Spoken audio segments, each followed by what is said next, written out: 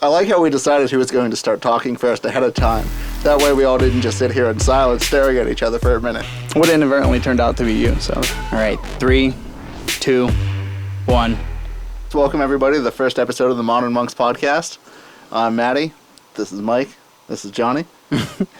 So we decided to throw this together, and we don't really have much of it. This is like our tester episode. We're trying to see where we want to go with it, but essentially the Modern Monk podcast was supposed to be a way to sort of get out our modern monk travel realizations of the things that are going on in the world around us, sort of like the things that will follow about contemporary events, our philosophical appeal of those two things, and or interest in those two things, or in those things, because it could be many. And this is sort of our attempt to get together and discuss this, and I basically, over the course of a couple of weeks, decided to try to see if I could actually get it together, pulled together. Yeah. And I had talked to him about it. I talked to you about it first because you had actually swung by and dropped me off here one night while I was wasted for me to sleep in my car. And I actually slept on the floor in here. I was not too drunk to operate my keys. Excellent. As a monk does. Yeah. And so we had been talking about doing something, and you and I had talked about doing something, and I realized that I had two people on deck that were interested in actually pursuing that and going that far, and with access to all the gear and equipment that we have. Yeah. Or that I have, and that I vicariously work with through some of the companies that I subcontract through, give us the opportunity to actually put something cool together and give us a reason to invest in more and to produce better things over time. But I'm going to play this clip. It's only like 2 minutes long.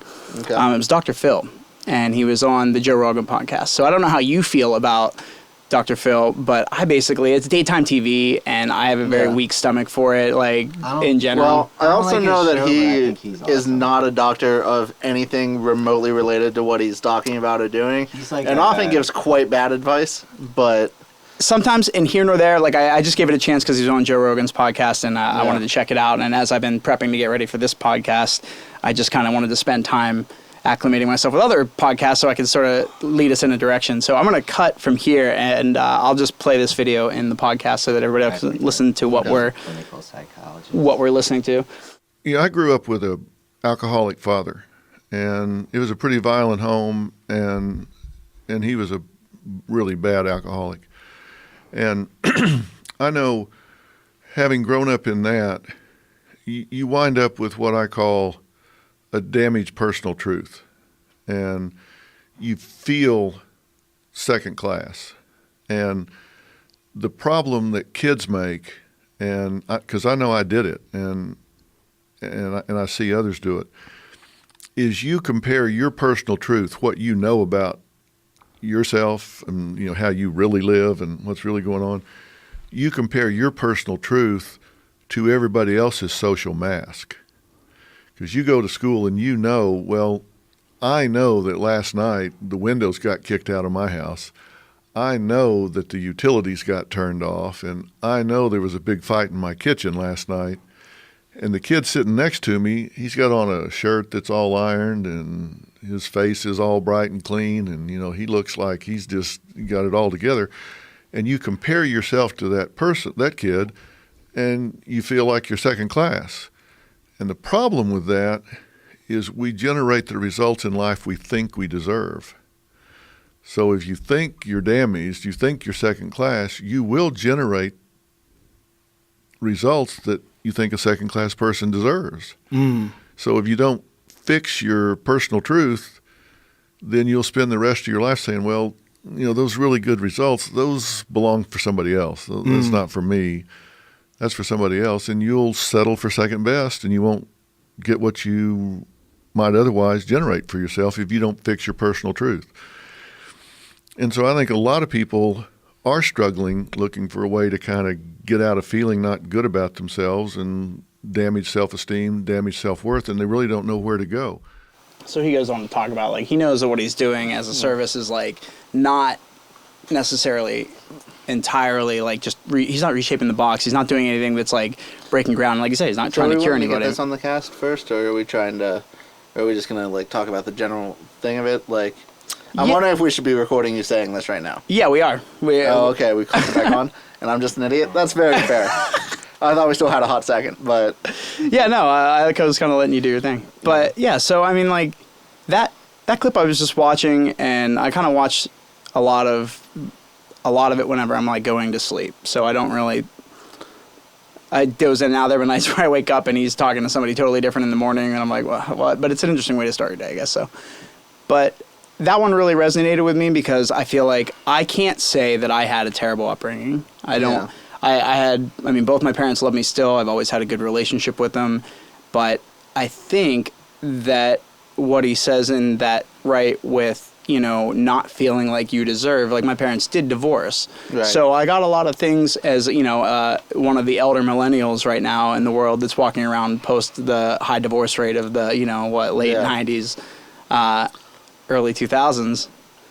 That really put an impact on me as to whether or not I was capable of doing anything that I would have looked at as great. Like, I had my idols. I had people I listened to in this music and shows that I watched and things that I was just like, man, that's crazy. But never in a million years did I think that that was something that was for me.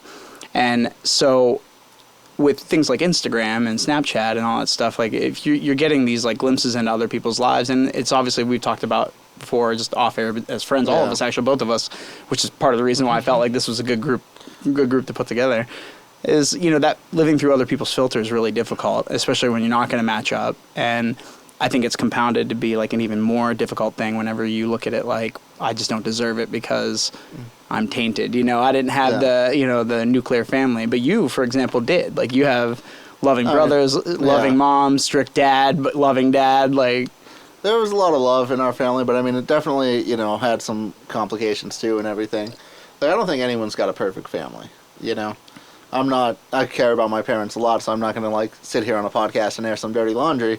But, you know, it was not all, you know, sunshines and light either all the time. Nor is it for anybody. I don't think that's the misconception. But I wonder what the impact of that is on people as they get older. Like, everybody, when's the age where people start to realize, oh, shit, like, not everybody has a perfect family. Actually, nobody has a perfect family. You just have the family you get, and you make that work as your family functions to make that work, or not work if it's extremely dysfunctional. Yeah. But, you know, my upbringing, like I said, was that.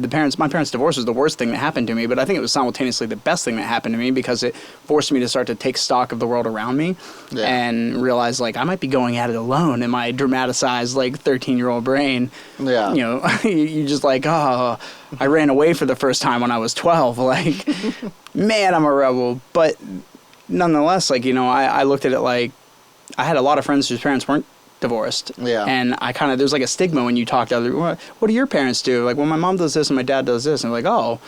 And you're like, yeah, they're not together. Like, I had to further explain that that's why these two people that you would never otherwise put together in a match made in heaven scenario are not together. But, you know, my mom and dad were terrible going through the divorce together, but excellent as parents together no matter what, because they put us first. And so I had that luxury. Yeah. But that damaged self-worth is like, that's a son of a bitch to come back from. Like, you can't cure that one overnight because you build it in over years of. Well, it's kind of like a story that you follow. Like, you can be given a story that you latch onto, or like, I kind of take like the Zen Buddhist perspective of like, you can reset and start again whenever you want. So like, my parents were not the worst parents, and they definitely were not the greatest parents, but at a certain point, I just kind of, like, they were who they were, and like, even if my mom was a terrible mom, like, she was a mother at one point, and like, my dad is a terrible dad and wants nothing to do with me, but like, he was a dad at some point. And so I can accept the fact that like, I'm born into a situation where like, those are my parents, I didn't choose them, they didn't choose me. It is what it is, but like, I have my life to fulfill, and like, I can create my own story starting now. But that's a realization that I think a lot of people don't come to because they feel like born into this, like, I couldn't possibly. I mean, I've been fortunate enough to be in experiences with like other people's families and with other artists that I've traveled with or that I've met along the way in my life, where, you know, we've gone to some of some restaurants that I, like, no offense whatsoever to my family, like, we would never have gone to, and not because we were too, you know, pretentious to go and eat at that restaurant, but like that was just out of our realm of Yeah. living. And so it's hard to look at yourself with any value, I think, as a kid when you're developing, when you Yeah. feel like I just don't stack up to these people. Like that's a whole other world and I don't belong in it. Right. Like there's a lot I'd like to say to that. I'd like to say firstly that sometimes people can get a little bit too dismissive about that whenever they start to reach that realization that, you know, nobody's parents are perfect and that you do have to conquer that and forgive yourself and find a way to move forward. That's very good aspirational advice, but I think sometimes the people giving it are coming from much better positions, and a lot of the times like aren't really realizing that like it's still a real negative. Like it's certainly something you can overcome, but it doesn't help. Like even Right. if you Hearing are it. able to, you know, hear it and come to a realization and come to an acceptance, and you know, I think you've done decently for yourself. You know, been very proud of the person you've become, Johnny. I mean, I'm proud of most of the friends that I knew growing up back then too that I think had other similar divorced Yeah. parents or Right, but nobody's going to tell you that it's an advantage. You know, for whatever problems you had in your family, for anybody, like they're not things that necessarily help. But I think like also a lot of people need to somewhat like take a step back, especially of people of our age, and kind of like forgive our parents a little bit. Like I think sometimes, you know, I can't like imagine raising. I was 18 by the time my mom was like the age I am now, Yeah, and at my age, my mom would have been 34, 5, Yeah. 34. what? Are you Or asking how old your mom would be? if she was as old as you? She was 20 when she had me, so I'm like, I would have a 14-year-old kid right now. Right. Yeah. Like that blows my mind, and you Right. have kids, so like, yeah. Yeah. Dude, and we're I am- comparably aged, so like, what a totally different experience to have. I would say probably within the earliest I would say that I've been a human is probably like 4 years ago. And that's like absolute earliest. That's baseline for whenever you Yeah. become a human that has Yeah. accepted your, like 4 place. years ago I have started to be like a semi-functional person. For sure. I don't even want to say functional because that's like claiming a lot I'm not going to lay claims to. But, and you know, and it's still an ongoing process. I can't imagine like trying to raise that. And so a lot of the things that, you know, you might be mad at your parents for or whatever, you know, they're fucking kids trying to deal with having a kid. Yeah, I can't even imagine. By the Yeah. time I was, my parents were going through the divorce, that's my age Right. now. And while I think I might have forged that path a little bit better, I had the benefit of my upbringing to get there, whereas Right. my mom didn't, And her Right. family obviously certainly. And the benefits of a culture where divorce is more normalized and maybe not like seen great or something, but it's more of like a thing. And like the entire culture of marriage has totally changed. Well, the three of us are all unmarried. Yeah, Like, that's I mean, very true.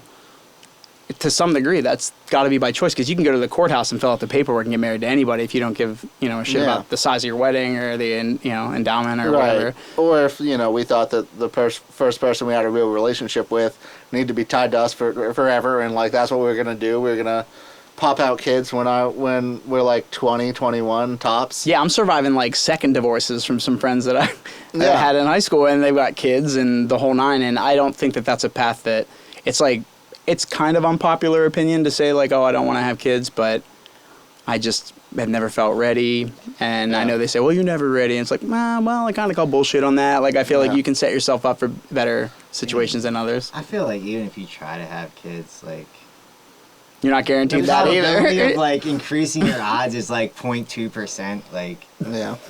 all kids are kind of accidents, even if you want them. Right. It's like, honestly.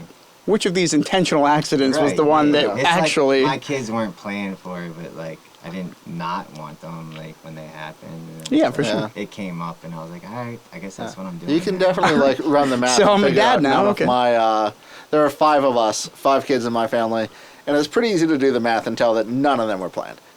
Yeah, and mostly brothers. Yeah, like look at the numbers. If you just laid this out on a grid. Right, and think about like how you would view another kid at this point in your life. None of them were planned. Yeah, because like my second kid, like my girlfriend, like got a DUI, and then like 2 weeks later we found out we were pregnant again. Yeah. It was like, oh, so you got a DUI and then decided like now I need a kid. I gotta get my life together, man. I gotta have We another got like kid. a $3,000 fine coming our way. And Yeah. And you want to raise a kid on this? It's like that's the perfect time to bring a kid into the world Yeah. on top of a second kid. So now he's got to split his shit in half. But he was cool about it, like. Because he's a kid, so Yeah, like, we were like, oh, how yeah, much you're gonna vested have a interest does he sister. have And in? he was like, oh, I'll give her this piece of cheese, and we're like, whoa, you can't do that. She can only Yeah. eat formula. Like she's a baby. He's like, okay, never cheese. Yeah. He's like, no alright. cheese. I don't understand. I remember the day my little brother Josh. I remember the day they brought him home from the hospital. I lived in this apartment in Boalsburg, Pennsylvania, and they bring him in the car seat and they set him down on this like old rickety couch that I'm sure my dad had inherited from like his mom or family somewhere along the lines. And it's just like horse and buggy pictures, fabric all over this like couch and love seat and the chair. If there was a chair, the chair might not have existed, but I remember they sat him on it, and I remember looking at him and being like, I mean, I knew I was getting a brother, but that relationship concept hadn't dawned on me. I was 5 years old. Like, I mean, I'm just meeting people in school, but I don't know any twins yet, so I don't really get this, like, I have my older siblings because I grew up with them. They're my half-siblings. Yeah. But my own sibling in my house, like a full-blood relative, like this little boy comes into the picture, and I remember being like, oh. No. And like the week that my mom was in the hospital for delivery and recovery and whatnot, they gave me every day of the week. I had like sort of like a gift that was hidden somewhere in the house, and I got to find it. And that was like one of the things that they were telling my parents to do to like help me not feel like I wasn't loved. But I was so fucking oblivious to what was going on that I was like, sick dominoes. All right, like let's do this. And they were a really nice like not ivory but ivory colored set of them. And I remember being like, Johnny still has these dominoes. Like that's the picture I've got in my head. I have them. I have no idea where they are, but it had a burgundy case for it, and it was magnetic, and they were white ivory with black print. They were sick. That's cool. My grandmother taught me how to do the laundry when my sister was being born. So. Well, you're gonna have to do some work. It's a different experience, but yeah, I learned something functional. But listen, like, so you say you become a human like 4 or 5 years ago, like. Yeah. Top. I think we're also blessed. Like, I feel like that's something that it's easy for us or people that have been in a good position in life to come where they've come from to say, oh yeah, like I don't think rich people don't have their struggles too, but different sides of the fences, right? Like, right. And they're ones that maybe I couldn't fathom, and then navigating those would be something totally different. But yeah, I mean, like if you got to make your third car payment, and you don't want to lose your third car, that's rough. But like you got 2 other cars. So. But how about having get one car? Like can I get one functional car? Like, so sell your car. I don't see what the problem is. They're like, I can't do that. Like I got to get my like nanny to transportation. Well, like we don't understand being rich though. Like fundamentally, like we true. don't. Our idea of being rich is making an amount of money that like the rich people would cry and fucking shoot themselves if they woke up with tomorrow. Like if Jeff Bezos was a millionaire tomorrow, he would literally shoot himself. You would have to make his money $1 million a year. I would be so much more creative than like going to work and doing the same thing I do anyway. Yeah. Like I would like freeze Times Square and then get people to build ice skates the size of elephant feet, and then I would parachute an elephant into Times Square to see what happens when a parachuting elephant lands on ice with ice skates on. Just for the fuck of it. And people then, like, would lose their fucking minds. I would buy every single Yankees Red Sox game, and I would buy half the tickets for Confederate Civil War reenactors and half it for Yankee Civil War reenactors. And I would have a Civil War reenactment of Gettysburg in the stands every single game just to see what the announcers would do. Like, are they going to address the fact that the pitcher's looking in? And we've got the guy playing General Lee coming up from the back. The fact that, like, some guy behind home plate just got stabbed with a bayonet or some shit. Like, I don't know what's going to happen, but I totally... Like, fake stabbed. Yeah, like, I want to see a Civil War reenactment in Yankee Stadium during a baseball game and see what... And that's what I do with that degree of money. I mean, that's definitely... Yeah, or you could go to work and, like, sell... The fact that they work is proof that it's a mental illness. Like, it's a mental illness if you have $3 billion and you need another $1 billion. That is full-on not logical. That is not mentally healthy. Yeah, it's not about money. Like, well, I just want to put this into context for everybody. Jeff Bezos, last time I checked, was worth $170 billion. I don't know his current net worth, but that was one at one point. Divorced, so he's going to get half. So he's only going to be worth what? But $170 billion. $1 billion now. I just want to throw this out there. You would have to make $1 million over your expenses. So you'd have to make probably about $3 million if you're living a rich person lifestyle a year for the next 170,000 years. Like, what is that? That's longer than a longest civilization is about 6,000 BC. That's about 8,000 years. So, like 22.3 repeating or something. Sorry if my math is bad. I've been drinking, but it's like 22.3 times longer than the entirety of human human civilization. The modern human civilization. Well, we would probably mostly recognize as humans. Yeah. is how long it would take you earning $3 million a year to make as much money as Jeff Bezos has. There's No. nothing you can functionally do with that. And what does But he there's do also, with that? but listen, there's also nothing you can do for somebody who needs money when you just give it to them. Like, if you give somebody $1 million tomorrow, what's the percentage of them that are going to be dead in a week? Right, but why is he going to work? 2%. That's a I mean, it mental didn't get illness. there on its own, and it's got to run. And if it's yours and you build it, like, yeah, see your vision through. I wouldn't let anybody. No, like, I if don't I'm hate- if I'm I fertile don't hate people for and having able-bodied money. to, I just hate people for having so much money they can do whatever the fuck they want. in Fuck life. that. and they don't help me. And the only thing No, they and do they in don't life do is that. go to work and like clock Yeah, in, that's what no, I'm I mean, saying. you got to buy look a at. new company who's like, I'm gonna sell Whole Foods on Amazon now. Now you can buy books and also bread. I'm like, holy shit! You have $170 billion. They had the guy that just and paid now off I the. can buy bread from Right. you. Like, and you're do like bullying something. your employees till they cry at your board meetings and everything. Yeah, like I do more. and making creative sure that shit your with employees less piss in money. bottles. and like, firing slowly until you Yeah. can get them completely automated out. So I don't know anything about him, so I don't know what he. I know obviously that he's one of the richest human beings, and I know that he didn't pay shit for He's not in the fucking. Guinness Book of World Records for like setting the largest fire of paper plates. Because I would totally do that. Just to be Yeah, in the you Guinness could Book just of be World bucket list item, Right, anything you can do want to whatever knock you off. want. Like you could hire 100,000 clowns to get on every There single. can't bus be stop. there can't be that many. I don't want to live on this You have planet enough if there money are that many. to hire 100,000 people to dress up like a clown and be at 100,000 different bus stops. So when a bus goes through New York City, every single person they pick up is a clown, and have the clowns act like they don't even know that they're clowns. And the bus driver's like, "What the fuck's going on? feel like- I'm about to get murdered. Like, is something funny gonna happen? I don't know." But you know what he does? He buys Whole Foods and sells bread on Amazon. I feel like a lot of That's your why I hate thought stream Jeff is like a Bezos. Wes Anderson movie, like Yeah. waiting to happen. He could make a movie of his life and it could be interesting. Like he could buy, you know what I want? I want a tiger. Like my biggest goal in life is to have a tiger on my back porch. But my greatest fear in life is having a tiger in my kitchen when I wake up. So I like that there's always just like very a hot minute conflicted where we about all just that. stare at him and see what the fuck is gonna come out of his mouth next. All right, what's next? I hope Yeah. this is a blue podcast. I don't though. smoke marijuana and I'm a sober person aside from this Kool-Aid. Which is true, and that's like something that we should probably address because some people are only Yeah, going to be listening to this. amazingly, he's not high. Yeah, I mean, and doesn't smoke, doesn't really drink. I think we've had a few drinks on occasions, but is sober living, and Yeah. and it's funny because like the way you speak does not come across like that at all. You're Or your 100%. thought process. You should easily be like a B-roll in a Cheech and Chong film, like or like in Pineapple Express or whatever. Like you could be James Franco's understudy. Like But if we're gonna try to get back on the topic of the video, Oh, now that yeah, we've gone Dr. Phil. incredibly far away from it, Yeah, I like Dr. Phil. I think that there's a valid point to also make that like he's they about talked that. about, and he's certainly not where I've seen this expression first or anything. I've seen it before, but where am I going with this? All right, like the idea that we're comparing ourselves to people's masks, and not even just their masks. Like you're seeing their highlight reel, but also you're never going to see the things that took up to make that highlight reel. right, true. Like Yeah, very I've simple. Listen, always said that if we you maybe can't- we see that, but that veil is not lifted for a lot of people. A lot of It's people, definitely that's not. their benchmark for whether or not they're successful in life. That's why everybody and their brother on Instagram is an entrepreneur and they're a model. Like, right.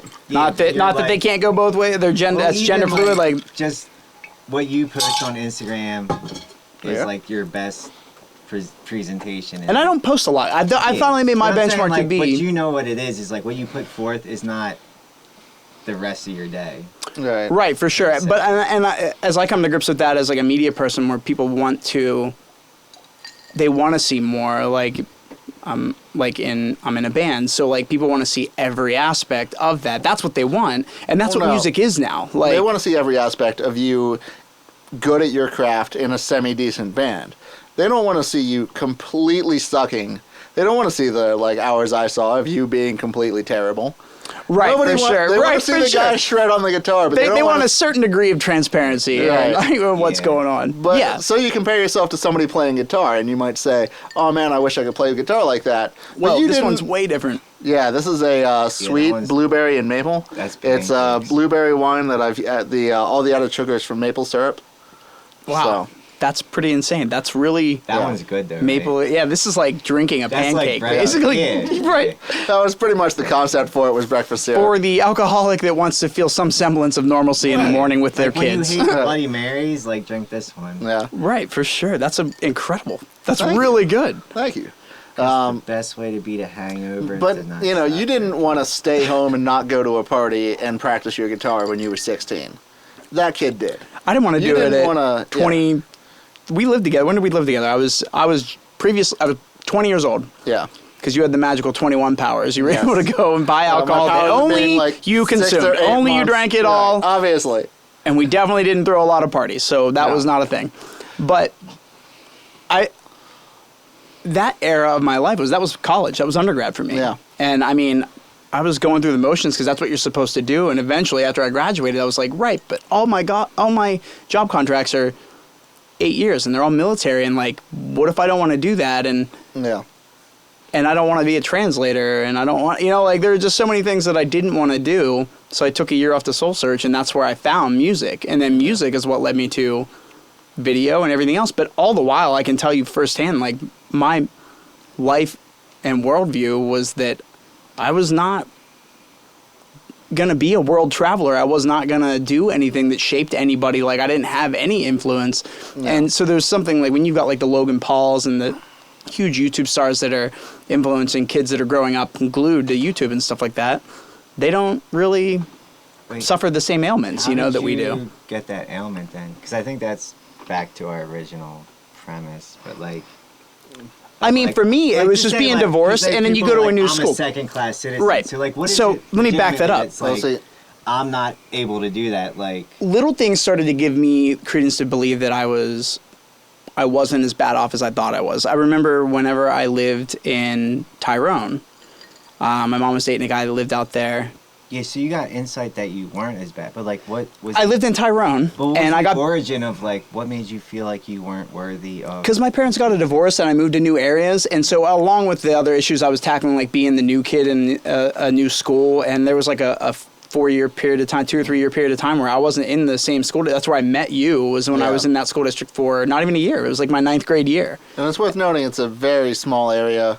Right, and like- every area was different because I was there. I was in Hollidaysburg. I was in Tyrone. I was So, in. but I mean, you're not the new kid in a city where there's 1,000 new kids a year.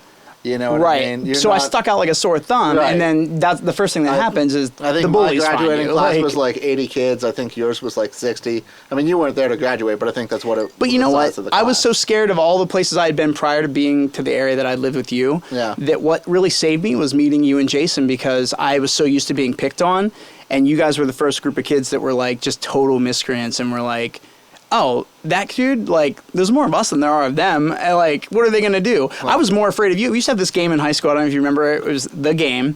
And the whole goal was just to punch each other unaware in the middle of the back and in the middle of your day. Yeah. So I was more nerve-wracked and panicked from my friends than I was of bullies. By the time I remember standing up to my first bully, I think his name was Zach. Yeah. He's And- actually a pretty good guy now. Yeah, I'm sure he's grown up, I'm sure, Yeah. but Nah, kid was an asshole back Yeah, then. absolutely. And I remember we were in the computer room and we had learned like all the backdoor ways to like load MS Messenger and shoot messages to fuck with everybody. Yeah. And we used to send him messages and call him out, and then one day he got all pissed, and you were a grade older than me, so Yeah. you weren't in my class, but Jason was there, and I called this kid out. He like stood up and wanted to fight me. I was like, what are you gonna do? It occurred to me, I was like, they're totally right. Like, what's this kid gonna do? He's gonna fight me in the middle of class? Yeah. What are you, tougher than fucking the teacher who's gonna mess your whole year up if you do this? Like, Right. how bad do you want to do it? Because you're an asshole. Like, Yeah, I think you have to learn to transcend the rules. Like, right? But you that's feel like that's a you're whole other afraid topic. of like the rules, and then once you realize that like you figure out a certain rule doesn't actually apply to life, and you can, Yeah. Oh, whoa. then you're like, holy shit, I can do whatever I want. Like, Yeah. Right, but there's so many people that have not learned that lesson still, and I'm like Yeah. trying to coax my mom through yeah, I that feel now. it's, Like she's waking up. Yeah. It's our generation, I think, are the precursor, the people that are, we just got screwed. You can only get screwed in so many different directions where you're like, all right, I got to figure something else out that works Right. because, Before you just like, fuck all this then. oh yeah, If cool, I'm- you're going to crash the housing market? Okay, cool, college tuition's going up every year and student debt's through the roof. Like, they're basically a bunch of And it's Or just like, well, we're just not gonna pay it ever. Like we're Yeah. just our Can't student get debt blood is from just a rock. Never getting paid. for sure. Enjoy wringing this rock to get a drop of blood out of it. Yeah. Oh wait, you won't, because Right. I will be dead before you see. So why don't you guys enjoy the fucking markets dealing with the student debt not being paid? Because Yeah, and I'll function under the benefit of being like, I know how to navigate a market crash because you put me through it in high school with the housing crash. Like, yeah. So Yeah, it's true. We don't worry about money anymore, do we? because we never had it. We like there's such I a grew up my look at the whole wage life gap without difference. any Like money. you can't They told suffer me to be that much. responsible. Yeah. Realistically, any human just checks out. Like, all right, I Do still this, got that, money. and the third, and then you'll get this, and then like. And then it doesn't the happen for total you. Economy crashed. So I was like, all right, fuck it. dude, I still keep like just gonna large put all amounts my of cash bills not in in my the bank pile. account so that people don't know. Nick. Like I've gone past that, fortunately, but like Nick was here earlier. Meeting was He bad, told me but- he had his parents are going on vacation to somewhere out of the country. Yeah. And it's like a place that, via conservative news, is like maybe a scary place to be. Who knows? Because when you meet people in another area, so often not the anywhere case. but like the heartland then. Right, basically. And his dad invited him over today before he came up. He's like, I got to go stop at my parents' place and I'll be up right after. I was like, okay. And his dad was like, we pulled all the money out of the banks. It's in the safe. Like, if we die, here's my computer. This is where all of my passwords are. Like, this is if anything happens. Like, they pulled all the money out of the bank so that if they died, Yeah. they can't freeze the account and freeze all that money for months until you get a death certificate and go through that hassle. And, I mean, that's a lot of stuff to go through when your family's passed, and maybe you need that help to bury them because that's the position that most of us are going to end up being into in. the country. Yeah. Right. I don't know. Oh, yeah, just even that. But Yeah. who cares what happens after you die? Like if Who I'm knows? dead, Worse I than don't that, give a like, fuck. who knows? I care a lot, Like, but if I'm my not too parents concerned. are like, we'll my- find out. Yeah. We're going to find out. First of all, 100% I've of you will already find died out. like 3 times, and I promise. Although- is nothing. There's nothing there. Curse will affect, like, how long until we're, You just lose your consciousness. you've got Elon Musk with And the then there's neural mesh. atoms, like Yeah, maybe, but I'm saying, but what about consciousness? Like, what about if we did no, that 'cause your point? consciousness is literally like a pattern of arrangements, and then like it disintegrates, and like maybe it gets reconfigured into a new consciousness, but it's not the same one. Like, Yeah. But I mean, everything's completely if you different. think about it, any human is a self-contained world. Right. Like anything that they experience my view will of it. never be done again. Like I'm never gonna know what Johnny's thinking right now, or Mike's thinking as they sit there right across from me, right here in the same room, doing the same thing. So like anytime anyone dies, that's a loss that's incomparable. Like that's a loss of an entire universe every single Yeah, time. it's hard. So I've if had If ex-girlfriends. technology keeps advancing, I think at a certain point the only human thing to do is to make some sort of like backup or something that tries to save or kind of. I think we'll create our own afterlife at some point. Well, I think consciousness I think is definitely essential to the universe. Not necessarily. It has to be a part of it. It's a part of the matter, like, right? Not necessarily an individual's consciousness, but like, I think the universe is better off with conscious beings than if the world was run by computers and was cleaner and there was no litter and like no cancer. It's like, all right, We're gonna have to find a balance because we're not gonna have the option to have either in about like 10 years. Shit's going on. No, so man, the I universe is think going to be there's fine. kind The of Earth's a going to be loss. fine. Humans might not be, but Oh, you yeah, know, no, the Earth planet- doesn't give a shit. Yeah, the planet will definitely survive. It's a rock, like. You I know. mean, and then maybe not. When we were kids, No, we it can watched get Jupiter as get hot assaulted as with hell. meteors. Like, Yeah, it's still but- fucking there. and- yeah, it's also way exactly. bigger than us. One of those would have kaputted Jupiter us. survived.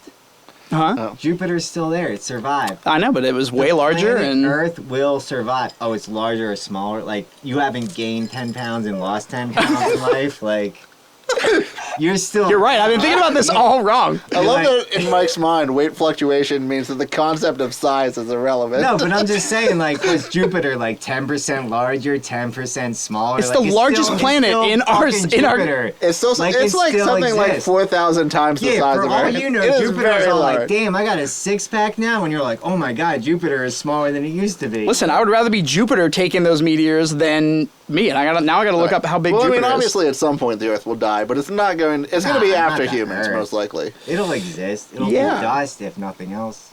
But then it'll be dust floating in the universe, which is 11 times the diameter of Earth. Yeah, that is smaller than I thought it was by a very large scale, but still quite large. Yeah, like You it just might, figure, More like- than 10% different. it might not have like carbon.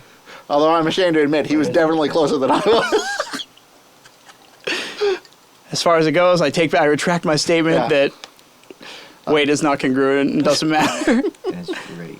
So we live in this world though where we have to kind of navigate. You guys don't actually. Neither one of you are really social media savvy or active. Well, I'm gonna have to start now, but Yeah, I mean, yes and no, right? tried. Like, I mean, to a degree, we might be able to get some of this, like. I think I uploaded a profile picture. Took me like 10 minutes, but I got it done. But this is kind of like the sort of the realm of where we want to go with what we talk about. I mean, like, to me, it was this subject kind of mattered to me because I feel like when it hit me, when I heard it, I was like, man, that's so true. I didn't realize that, like, we inadvertently sort of project that onto our own lives, like this way we internalize the things that we see around us and the way others live. And social media obviously exacerbates that. But I look at the fact that, like, there were many decisions that I made in my life growing up until, you know, this day and prior, where you don't think about the impact that something way back when may have had on your whole structural shape of the way you've developed, you know, your means of thinking and rationalizing your worldviews with the world around you. Yeah. And so, like, just hearing that was like, it was just sort of like a wow moment where I was like, yeah, that's really true. And I know I'm, you know, conscious of that fact now, but there was a long portion of time where I just wasn't. And I think that I can't be the only one guilty of that. And so part of the reason that I wanted to start the Modern Monk podcast is, like, it's an opportunity for us to talk about these current events and what it means to live in them now. Because I think, like, as much as I am somebody who just traverses the planet like you guys do, we kind of do our own thing and try to do the best we can along the way. And, you know, if we can't, you know, do any good, at least don't do any harm, that kind of a mentality. Like, we're all trying to bring something.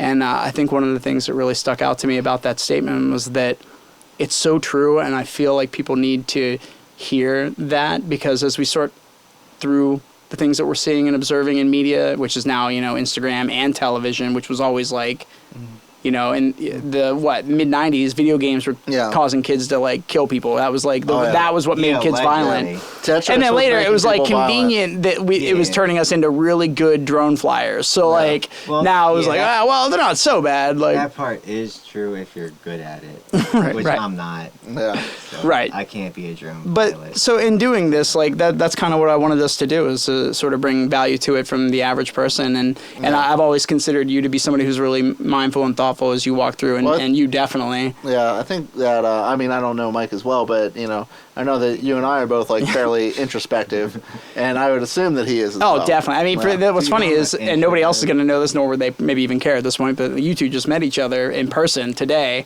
and were introduced to each other, like, a handful of days ago when we were trying to figure out when we could actually get together and do this.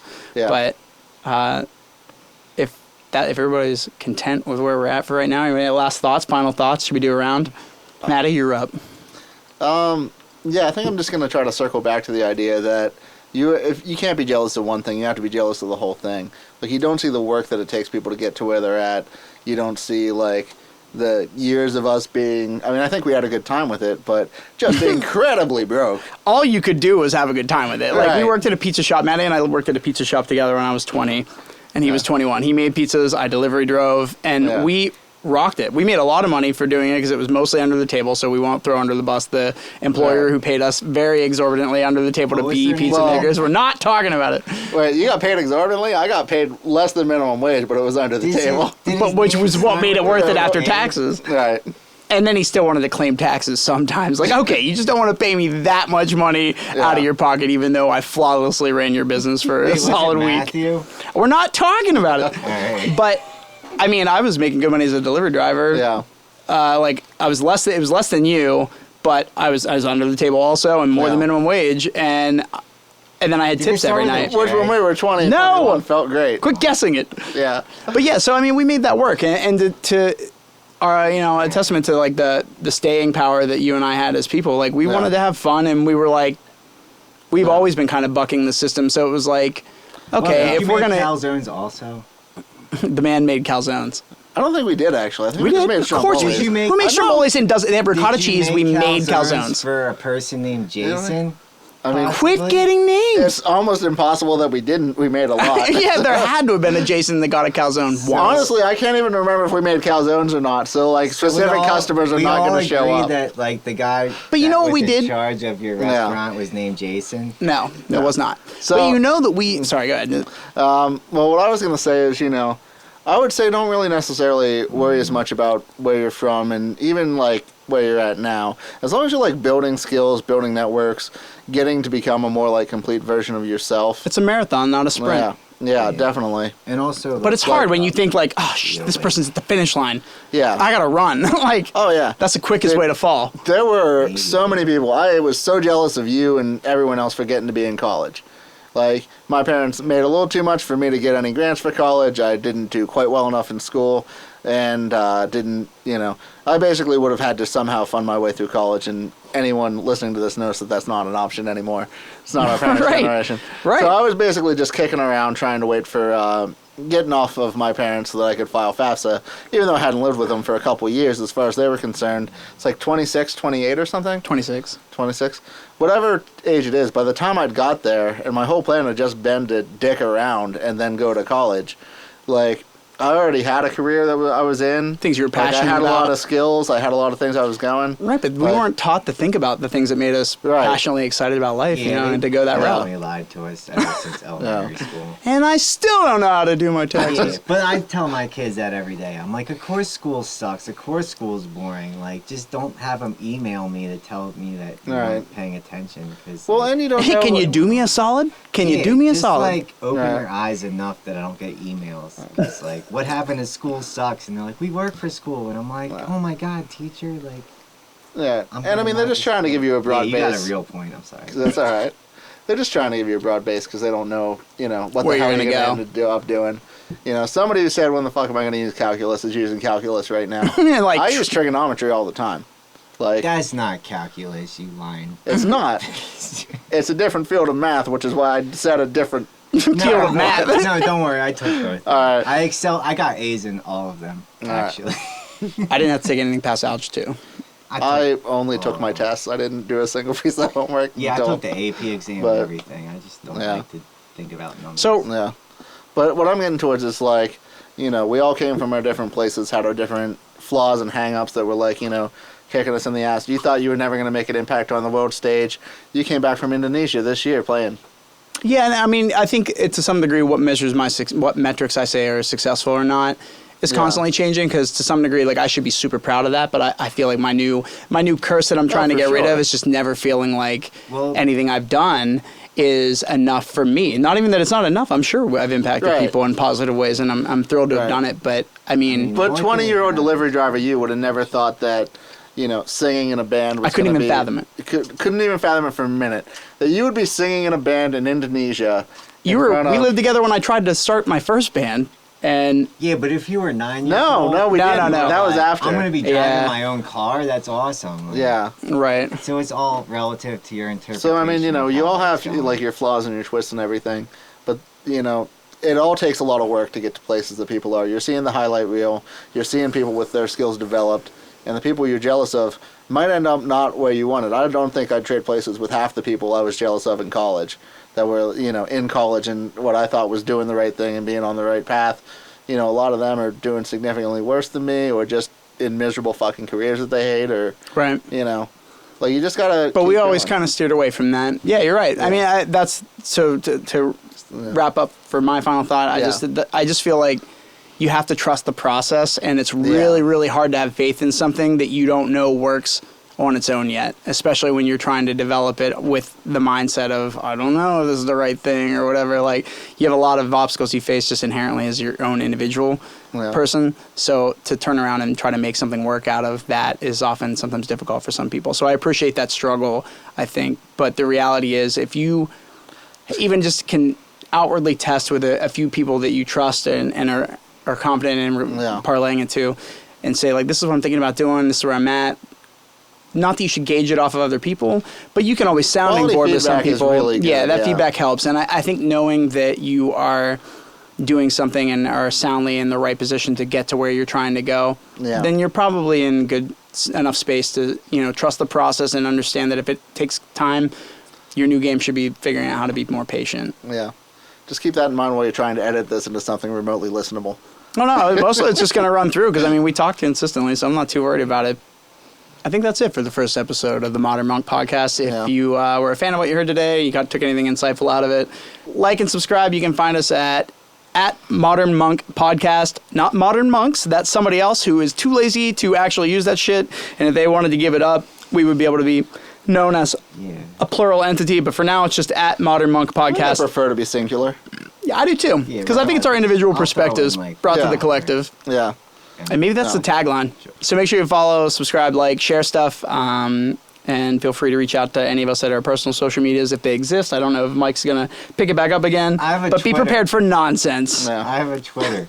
I don't have the app, but I have one. I'm so angry with you, I'm just going to put it in the description and not let you say it.